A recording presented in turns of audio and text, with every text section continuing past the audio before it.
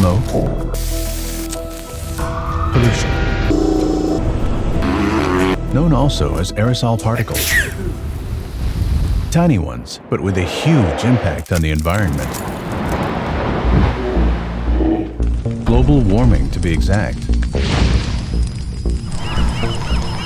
But we don't have enough information on them. All we know is that they can be found where clouds are formed.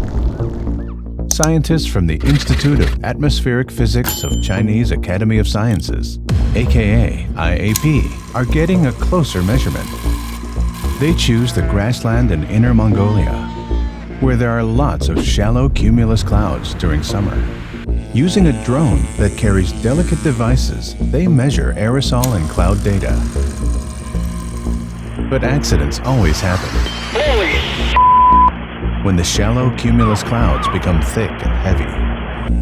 They face accidents like this, and this.